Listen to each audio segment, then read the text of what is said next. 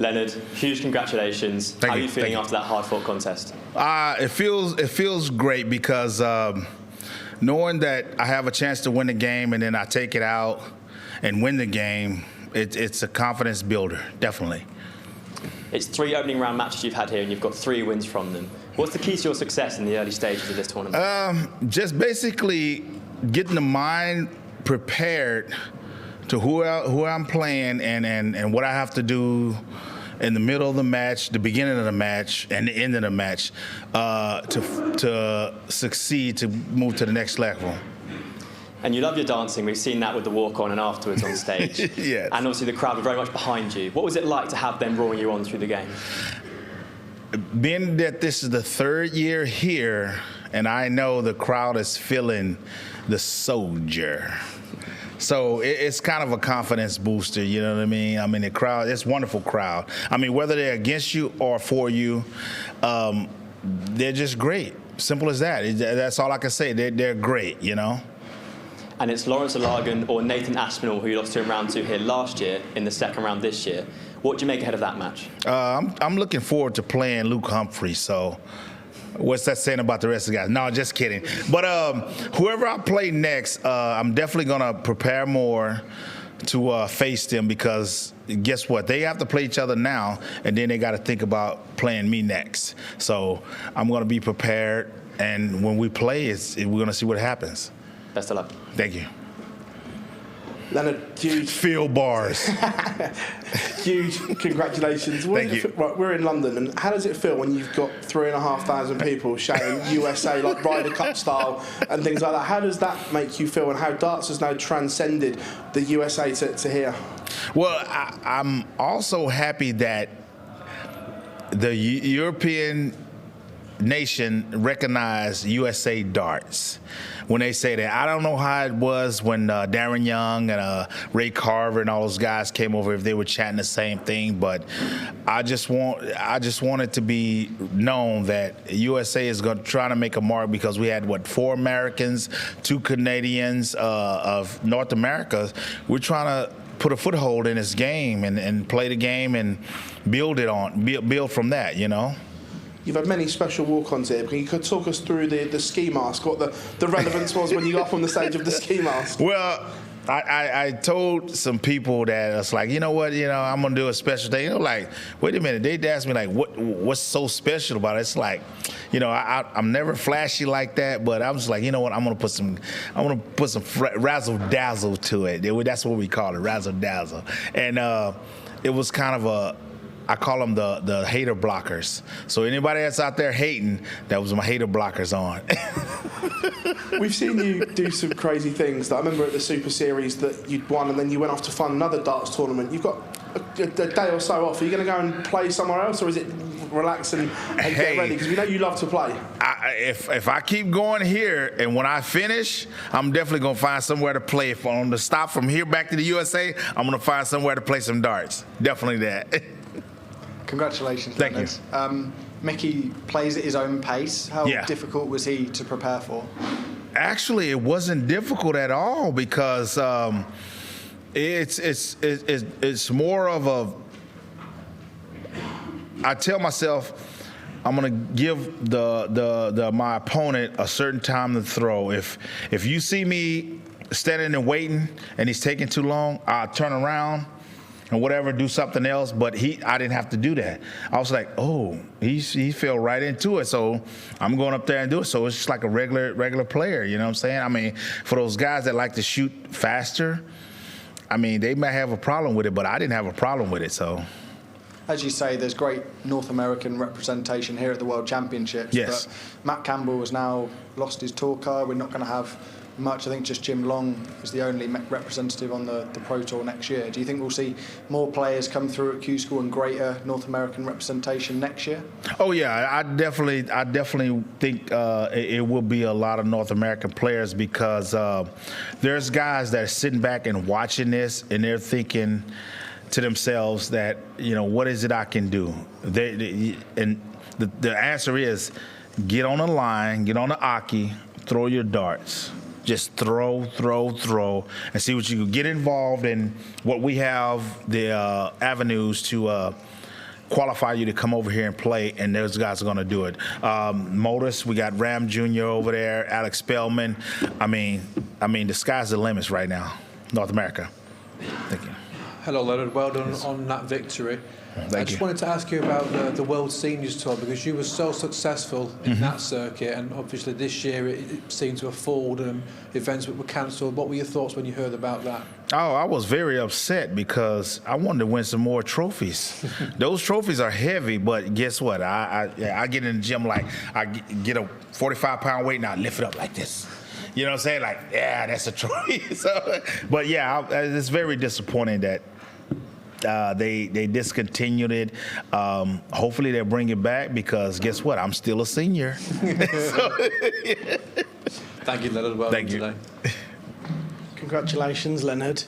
In the middle part of that match, it became a little bit scrappy. How pleasing was it to get over the line so emphatically in a whitewash set, the way you did? It was great, because I sat there and I told myself, I said, hey, man, just bear down. Throw your darts, stay steady, stay focused, keep it simple. And that's what I did. I kept it simple, and the marks, the darts, the stroke, everything felt good, and I was able to get over the line. And just how good is the North American circuit on the whole, you know, producing players that it has? How good can it be standard-wise? It can be great, because these guys, they're watching what we're doing, me and Adam Cerveda, Alex Spellman, Stowe Bunch. They're watching us come over here and do this thing and experiencing this, and it's like we have more players getting involved and taking the game more serious. It's not, they're already involved, but they're taking it more serious, which they should have been doing in the first place, I think.